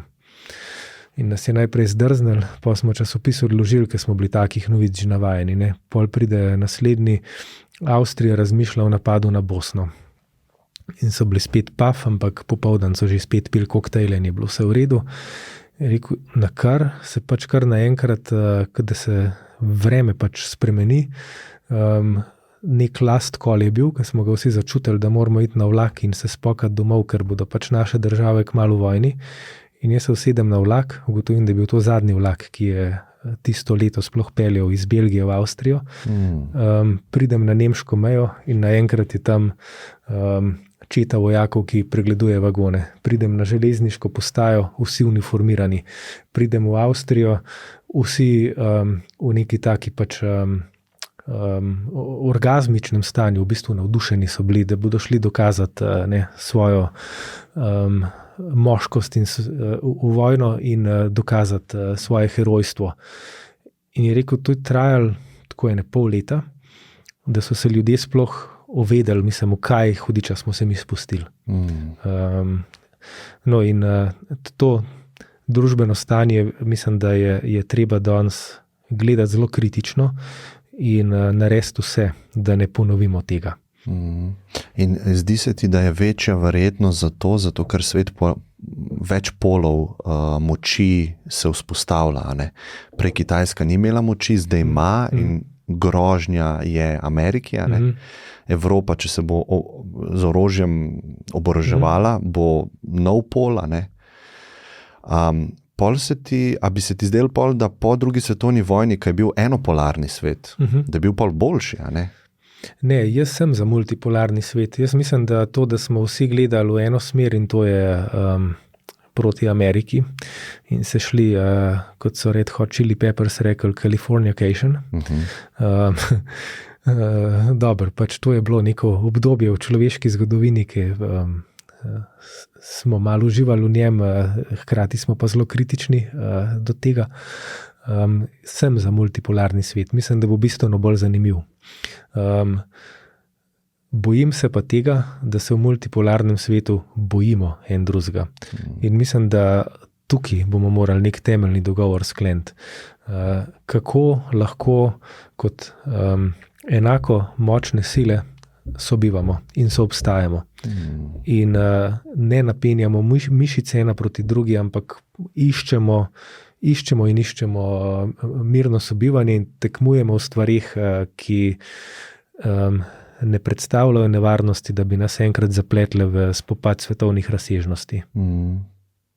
Kako pa, prej, ko si omenil to kulturni boj znotraj Evrope, pa en pol pelje stvar v eno smer, drug pol se temu upira in gre vedno bolj ekstremno smer.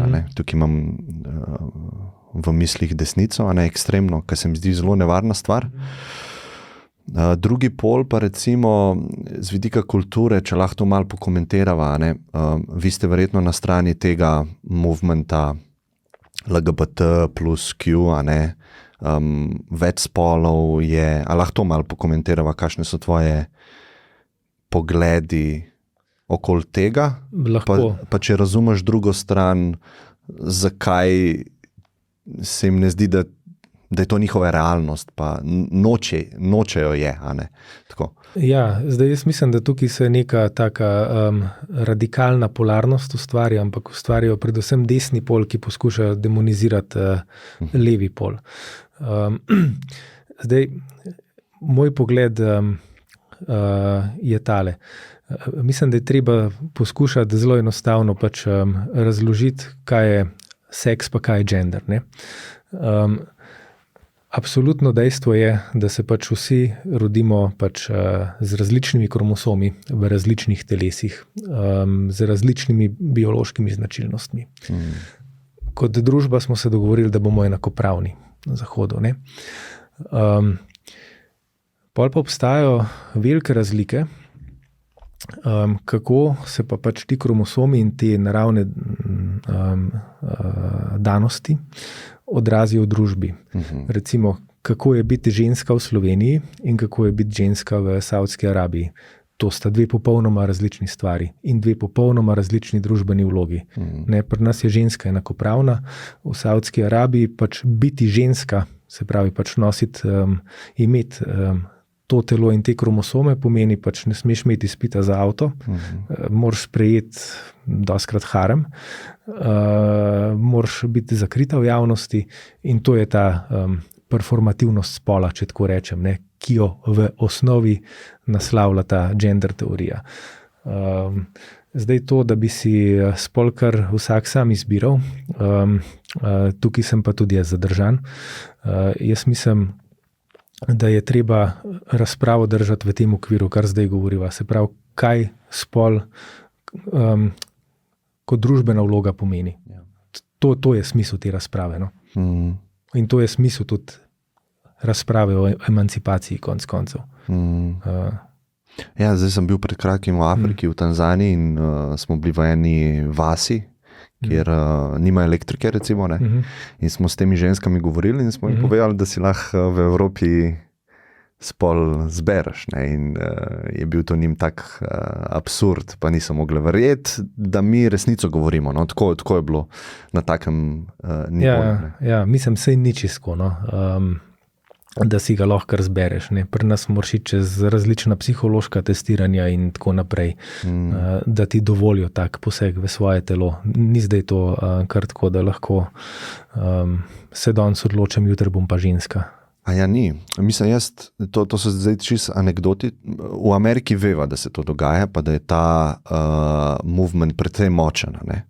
In jaz mislim, da je to tudi posledica Trumpa in teh idej, kot protiutež takim nazorom življenjskim, ker se mi zdi, da dostikrat niso usklajene z realnostjo, pa jih hočemo na silo prepeljati v realnost in druge podrediti, da naj bo tudi to njihova realnost.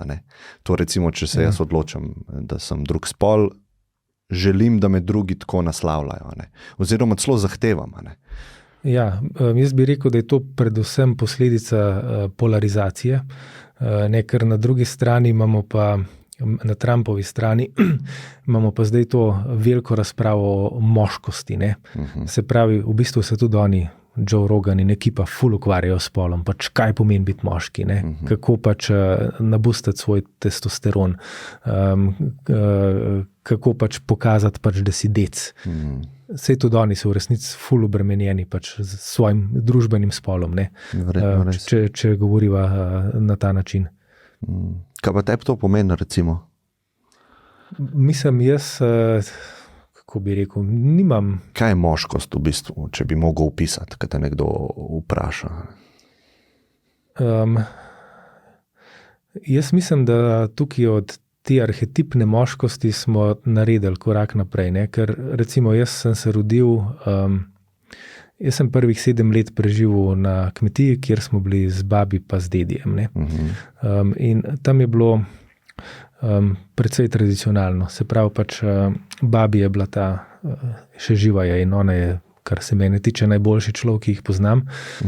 Ful dobra duša, vse naredila za druge, razdajala se, nikoli pač ni sebe postavila na prvo mesto, ampak je vedno so bili drugi na prvem mestu.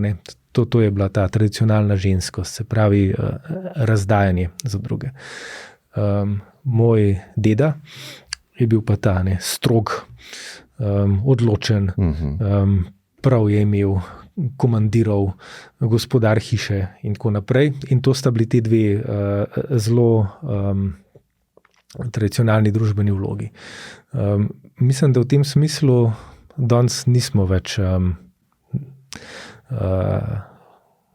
ne jaz, ne ti, ne ustrezava ne enemu, ne drugemu arhetipu, ampak smo veliko drugačne družbene vloge prevzeli. In jaz mislim, da to je napredek v družbi, ker na ta način tudi bistveno lažje sobivamo z drugim spolom. Jaz ne bi želel živeti v družbi, kjer, ne vem, pač je ženska moja in pač ona mora delati tako, kot jaz rečem. Jaz hočem, da sem svojo partnerko enakopraven. Jaz zelo rad delam v kolektivih z ženskami. Se zelo dobro razumem z njimi in z veseljem tudi prepustim kakšno odločitev, ker imajo dostikrat boljšo presojo od tega, kar sem si jaz zamislil. Tako da tako gledam na to vprašanje. Se pravi, jaz gledam predvsem z vidika enakosti in enakopravnosti. Kaj pa, če pokomentirava, se mi zdi, da se v družbi dostikrat meša med sabo enakost nekih priložnosti, ki jih imamo kot posamezniki. To bi rekel, da moramo nujno čim bolj uskladiti. Se pravi, da imamo čim več ljudi na tem planetu, da ima enake možnosti. Pol pa se recimo na desnici dostikrat dobijo alergijo na enakost rezultata, končnega. In se mi zdi, da se očita temu levemu polu, da gleda končni rezultat in potem primerja rezultat nekoga, ki je, ne vem, ženskega spola, pa rezultat nekoga, ki je moškega spola, in zaradi rezultata reče, to ni v redu, to moramo urediti. Se mi zdi, da to dvoje povzroča dosti zmede. Enakost možnosti, pa enakost rezultata končnega. In ker smo različni, bomo prišli do različnih rezultatov. Pa ne mislim samo različnim spoli, da je ženska drugačna kot moški, ampak tudi, kot si rekel, ljudje smo različni med sabo. In bomo imeli različne rezultate, tudi če bojo možnosti na čisto isti ravni. Mislim, kar se mene tiče, jaz sem zelo za različnost in tudi mislim, da je to zelo dobrodošla stvar, da smo različni. tako da nimam tendence po tem, da bi morali biti vsi ljudje enako postriženi, uniformirani, pa imeti enake rezultate. Mislim, da je različnost nekaj, kar nas bogati. Kako pa gledaš, lahko malo še finančni sistem pogledava, pa recimo vsakega politika to vpraša, ker me zanima, kako gleda, kako razume, kako vidi recimo Bitcoina.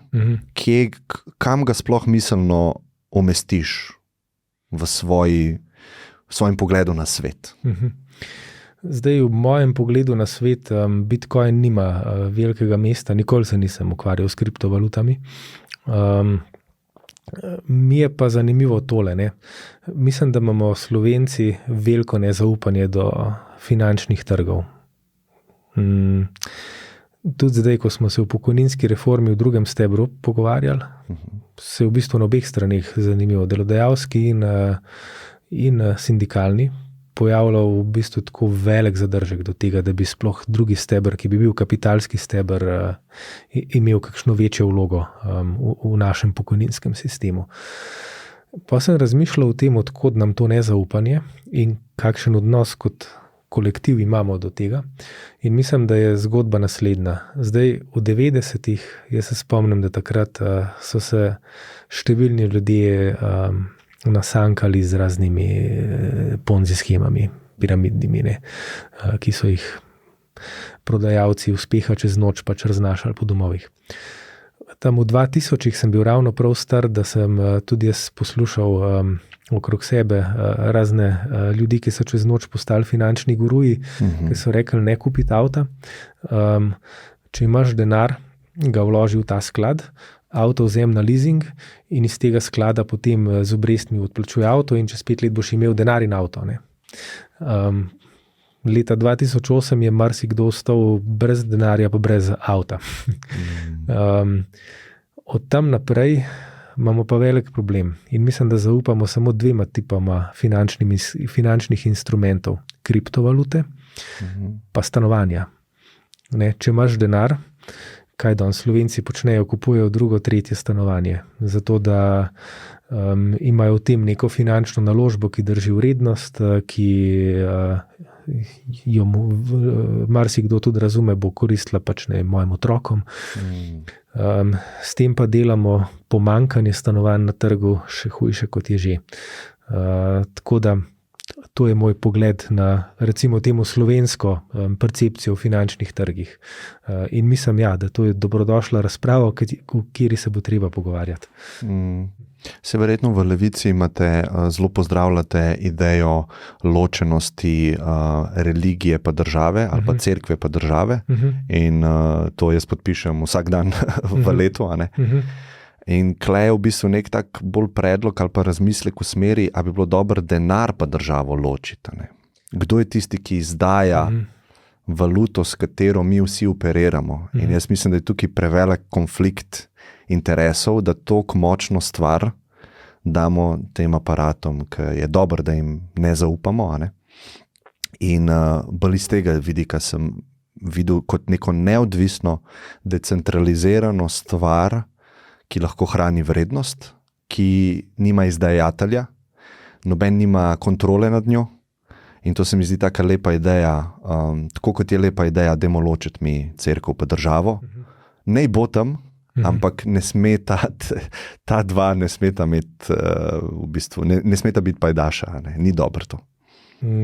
Zdaj, jaz mislim, da Slovenija se je z vstopom v evro na nek način odrekla nadzoru nad valuto, zaradi tega, ker valuto zdaj določajo v Frankfurtu, njeno vrednost, njen krogotok in tako naprej, in pri tem nimamo prav velike besede. Pač naš guverner centralne banke tam participira, ampak tudi centralna banka in država sta ločeni skoraj toliko kot cerkev in država. Imam pa jaz tukaj drug pogled na to. Jaz mislim, da ekonomsko gledano ima država 2 instrumentarija, s katerima lahko usmerja gospodarstvo in tudi pomaga reševati krize. Fiskalno, se pravi proračunsko politiko, to imamo v rokah, in monetarno, se pravi denarno politiko. In mislim, da monetarna politika je zelo dobrodošel instrument, če se znajdemo v krizi, da lahko protikrizno ravnamo. Če, ne vem, začnejo če se pojavi inflacija, da lahko inflacijo začnemo umirjati. Če se temu instrumentu odrečemo, mislim, da se bo svet znajdel v veliko večjem kaosu, kot je danes. Ja, problem je sam, ker smo imeli zadnjih 10 let neverjetno ekonomijo, iz vidika vseh metrik, pa še vedno smo se zadolževali, pa imeli inflacijo. Vsako leto je verjetno višja, kot so te uradne številke, zato ker gledamo samo neko določeno košarico dobrin, ne gledamo stanovanj, pa tako ne.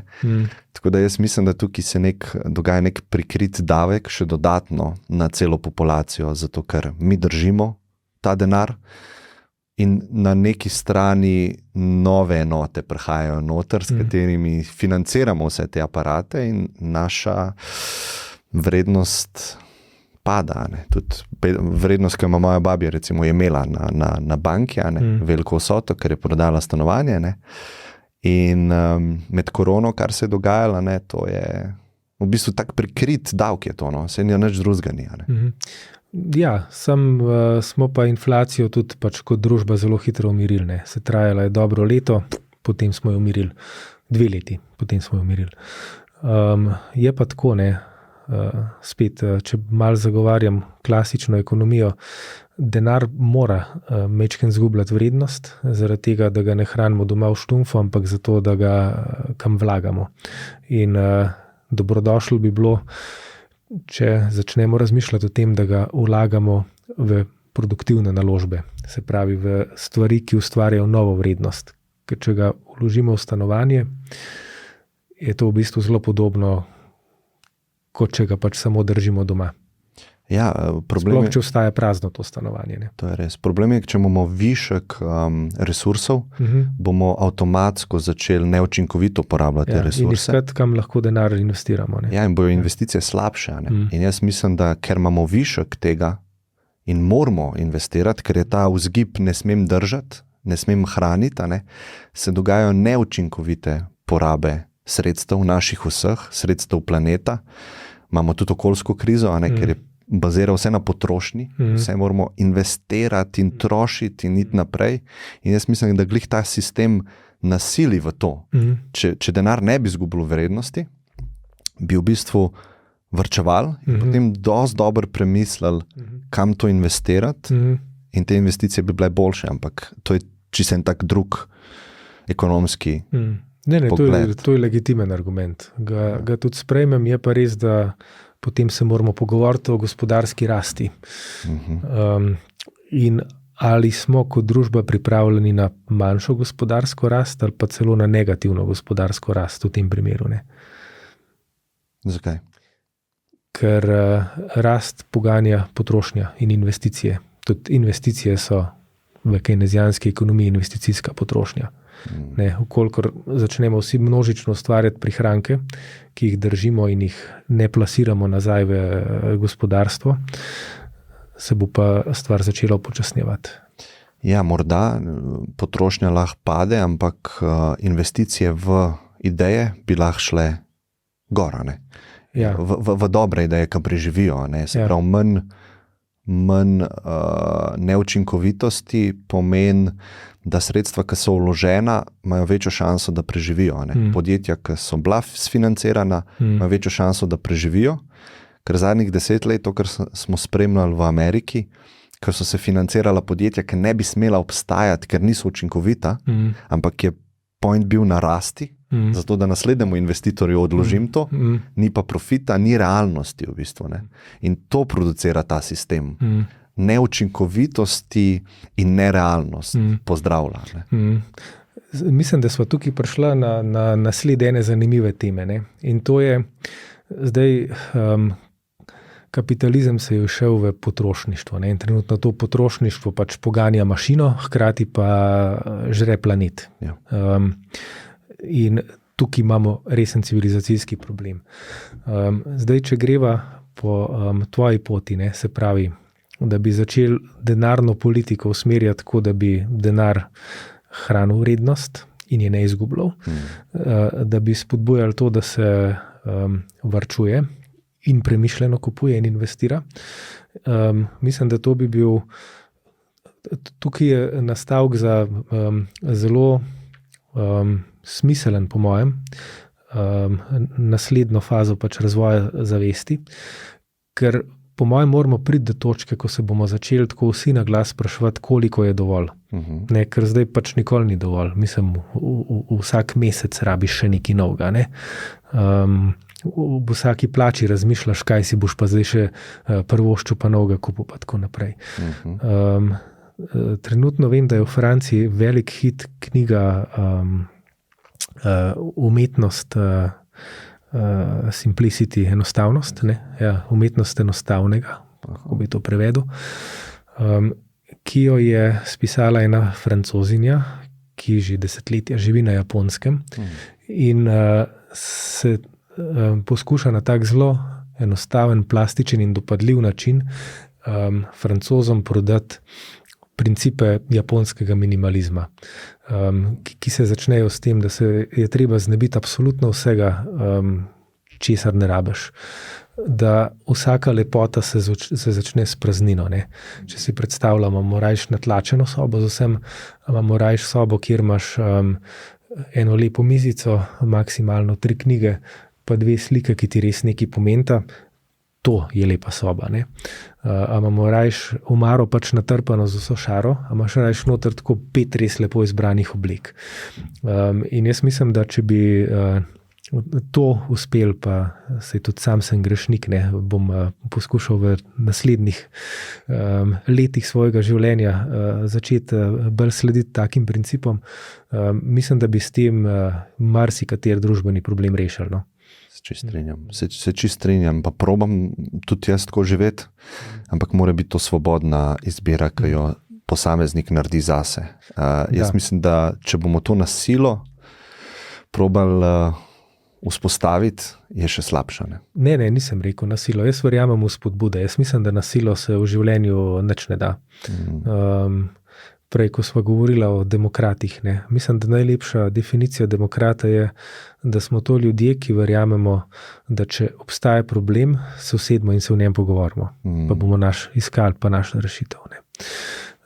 In tudi, ko se pogovarja o upravljanju z državo, jaz sem ful pristaš tega, da je treba sistem ukrivljati tako, da dajemo noter ustrezne spodbude, predvsem pa z debato, tako kot jo mi dva danes odpirati teme za to, da skupaj kot družba razmišljamo in se nam pojavljajo ideje, kako naprej, kako reševati probleme, ki jih vidimo, da jih imamo. Ne? Ja, se čisto strinjam. Jaz sem ti ful hvaležen, da si bil pripravljen z mano govoriti o teh stvareh. Včasih sem mogoče malo preveč svojega mnenja dal, ampak mi je bilo koristno, da sem res videl, v kaj verjameš, kako gledaš na svet, in hvaležen sem ti, da si bil iskren pa z mano bil pripravljen se pogovarjati. No. Hvala. Mislim, mene je pa zelo veselil, ker imam težavo s sodobnimi mediji, ker tja prideš in 30 sekund imaš povej. Ne? In v bistvu v tem formatu je zelo težko kaj pametnega povedati. In me res veseli, da obstajajo formati, kot je tvoj, je dopadljiv in ga ljudje tudi poslušajo, kjer se pa lahko odkrito in odprto diskutira. Več tega rabimo. Tako da hvala in upam, da nadaljuješ svoje dobro delo. Ja, hvala ti, Luka. Jaz ti pa želim čim več dialoga z drugače mislečimi. To vidim, da vidiš, da je koristno in čim več tega. No. Tako da, hvala ti. Hvala. Čau.